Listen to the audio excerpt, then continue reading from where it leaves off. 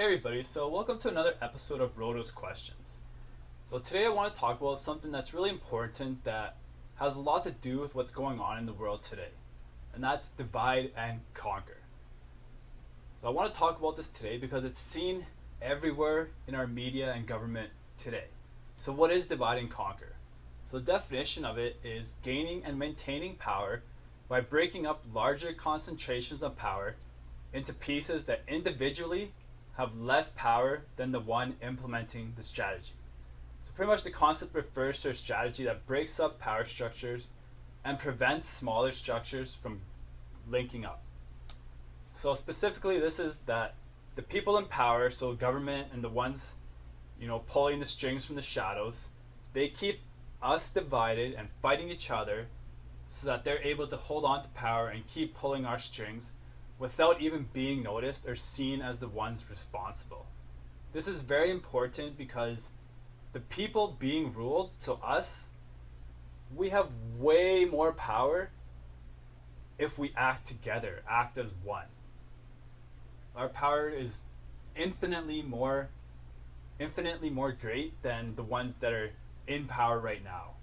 The only reason they're able to keep this power is because they keep us divided by our petty differences instead of us acting together as one. So I just want to give today a couple historical examples to show that this tactic has been used for centuries, if not millennia, and then a couple more modern examples just to show how it's still being used today and how it still applies today.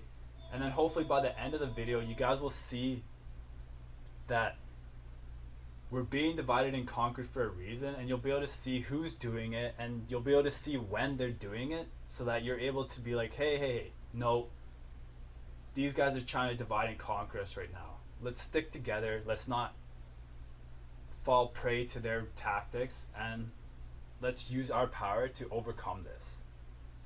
Alright, so some of the historical examples I want to talk about. Number one is Machiavelli. So a lot of people might have heard that name. It's the guy that Tupac named himself after when he changed his name, his rap name, to Machiavelli. So his real name is Niccolo Machiavelli, and in his Art of War book number 6 that was written around 1500 AD, he talks about military strategy to divide the forces of the enemy, either by making him suspicious of his own men whom he trusted, or by giving him cause that he has to separate his forces, and because of this he'll become weaker. So this is a great example, a great historical example, because this is what's being done today, especially with his first point that he made about making him divide his forces, because making him suspicious of his men whom he trusted. It's exactly what the government's doing to us today. They're always with the whole surveillance state and the constant state of fear. Tons of people are employed in this surveillance state that are our neighbors and things like that. They always want to spy on our neighbors today, be suspicious of the guy down the street. Always, oh, here's the snitch line the cops have, here's report suspicious activity, when really our neighbors are not the ones that we need to be critical of. They're not the ones that are doing the things that we need to be aware of. You know, what happened to the good old days when we would leave our kids to be babysat by our neighbors, when we would help our neighbors carry groceries in? Now they're always like, be wary of your neighbors, make sure they don't want us speaking with our neighbors, socializing with our neighbors, being friends with our neighbors, because then we'll see that we're all one and that we have a lot more similarities than differences.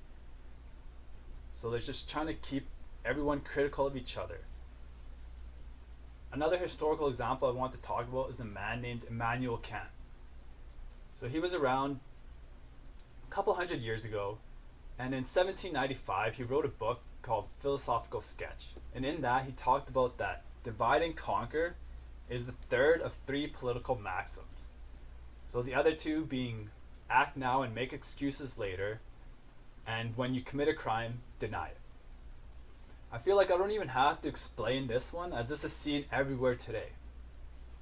I mean, everyone knows that the government commit atrocious crimes, I'm not even going to get into that, and that they're expert at burying the evidence and denying it. And as the old saying goes, practice makes perfect, and they have a lot of practice at committing crimes and denying it. And of course, divide and conquer. they've been using that forever. So these are the three political maxims he talks about, and let's face it, they're not good maxims, but that's how people keep power.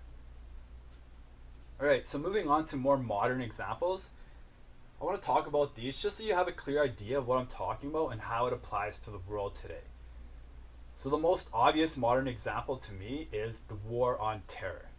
It doesn't get much more modern than this, as it's happening right now. So the elites have the Western world constantly hating Muslims and fighting each other. So the elites fund and arm these terrorists and then have them claim that they support Islam, to keep people hating Muslims and fighting Muslims and wanting to get the Muslims and seeing the Muslims as the boogeyman. Classic example of divide and conquer. So they get these groups that they fund and arm, they get them to commit terror attacks, and then they turn around and condemn the violence that committed by these groups so that they can keep us fighting. They use this false flags attacks like 9/11, the recent Paris attacks, to keep everyone fighting. I mean, look at how much hate has been spewed out into the world after these Paris attacks. Everyone's like, get the Muslims, don't let refugees into Canada. And so much divide and conquer is happening because of this. So we need to open our eyes and see who's at the top, who's benefiting from this conflict. We got to see that it's not Muslims that are benefiting. It's not us, the people, that are benefiting. So who is really benefiting? Ask yourself that question. And then you'll get to start to see the divide and conquer part of it. So the second modern example I want to talk about is the race war that's going on in the United States. It's obviously not a full-fledged war right now, although some would argue that it is. And the main points I want to talk about this is about cops killing black civilians. And the main thing that most of these cops are white. And they're also getting away with murder. So what this is doing is it's keeping black people and white people mistrusting each other and in a constant tension against one another. And this also brings in other groups, other than neutrals, that also mistrust the police because they think the police is out to get them as well. And then at the same time, this keeps the police mistrusting society because there's all these people directing hate towards them. So it's just a constant state of mistrust between society and police, not just blacks and whites. So this is kind of a double divide and conquer. Police versus society, society versus police, and blacks and whites versus each other. And this they just keep adding more fuel to the fire with this. You know, as they just had white supremacists that were shooting at black protesters in front of a police station while the police did nothing. Like I said, it's just adding fuel to the fire. A very classic modern example of divide and conquer. So let's stop playing this game, guys. Stop being divided and conquered and see who's the real enemy. Again, the police aren't benefiting from this. You know, the protesters aren't benefiting. Black and white people and everyone else. Society is not benefiting from any of this. Right. So in conclusion, guys, this has been going on for ages. It's nothing new. It's one of the oldest tricks in the book, and it's used to keep us under wraps to divide our power. The elites know that the people are much more powerful than they are when we come together and act as one. So they use this deceitful trick to keep us divided while they sit back and laugh and hold on to their power. So next time you see conflict or events where in the media they're telling you to blame this group of people or to blame that group of people, always ask yourself, who stands to benefit from this conflict? Never forget that. Who stands to benefit from this conflict? And then you'll see who the real enemy is, and you'll stop fighting each other. So thanks for watching, guys, and until next time, stay free physically, mentally, and spiritually.